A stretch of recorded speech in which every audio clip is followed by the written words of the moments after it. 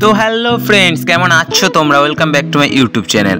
আজকে তোমাদের সাথে আবারও একটা ইন্টারেস্টিং ভিডিও নিয়ে চলে এসেছি। তো চলো কথা না বাড়িয়ে ভিডিওটা কন্টিনিউ করা যাক। আর চ্যানেলে নতুন হয়ে থাকলে চ্যানেলটা সাবস্ক্রাইব করে দিও, সাবস্ক্রাইব করে বেল আইকনটি বাজিয়ে সাথে থেকো। তো চলো ভিডিওটা কন্টিনিউ করা যাক।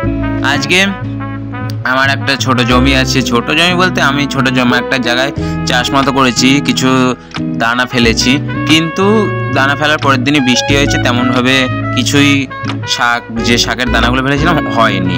তাই ভাবলাম কিছু সার দেবো গাছে, তাই বাজার থেকে ইউরিয়া সার কিনে আনলাম, দেখতে পাচ্ছ সাদা সাদা। এবার গাছে সেই সারগুলো দেবো।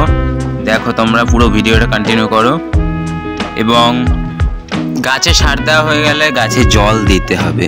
তো চলো আগে সার দেওয়া কমপ্লিট করি, তারপর জলের চিন্তা করা যাবে। তো এক পাশে দিয়ে দিয়েছি আর এক পাশে দিচ্ছি সার।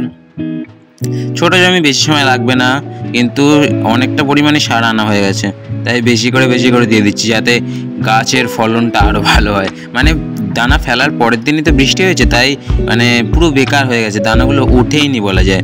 লাল শাক ফেলেছিলাম, ধনে পাতা গাছ মানে ধনে পাতা যে শাকটা ওটা ফেলেছিলাম, পালং শাক ফেলেছিলাম, মূলো শাক ফেলেছিলাম।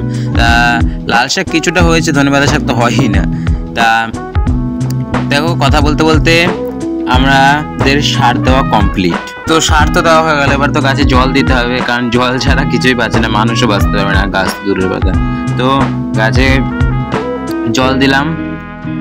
পাম্পটা চালানোর পরে জল আস্তে আস্তে আসছিল, পাম্প না অ্যাকচুয়ালি জলের কারখানার সেই মেশিনে যে জলটা আসে ওই জলটা দিয়ে দিলাম সারা গাছে।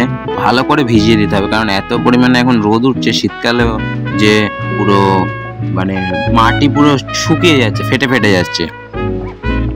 তো এখন জল দিচ্ছে, আবার সন্ধ্যাবেলা সেই মাটি পুরো ফেটেই যাবে। তো জলটা দিয়ে দিই, পুরো ভালো করে ভিজিয়ে জলটা দিতে হবে, কারণ জল না দিলে গাছ হবে না। সে ছাদের গাছ বলো আর নিচে মাটিতে গাছ বলো, ছাদের গাছে তো প্রচুর পরিমাণে জল দিতে হয়। ছাদের গাছ পুরো টিকে থাকে জলের উপরেই। তোমাদের দেখিয়েছি এর আগের ভিডিওতে ছাদে কি গাছ আছে। তো ছাদে জল দিয়ে এসেছি, এবারে মানে ছাদের গাছে জল দিয়ে এসেছি, এবারে নিচে জল দিয়ে দিলাম। সার দেওয়ার পরেই জল দিয়েছি, কারণ সারটা মানে খাবার দিলে খাবারের পরে জলটা দিতে হবে। তো সার দেওয়ার পরে জলটা দিয়ে দিয়েছি। এবারে জল দেওয়া কমপ্লিট হয়ে গেলে আরও অনেক কাজ আছে, সো সেগুলো সবই তোমাদের সাথে শেয়ার করবো। দেখো ভিডিওটা পুরো কন্টিনিউ করো, আর এক এক করে সব কিছু শেয়ার করবো। দেখতে পাচ্ছ সুপুরি গাছ আছে এখানে, এই সাইডে আবার বেগুন গাছ আছে। মানে মোটামুটি যা মানে বাড়ির মধ্যে যতটা চাষ করা যায় ততটাই করার চেষ্টা করেছি।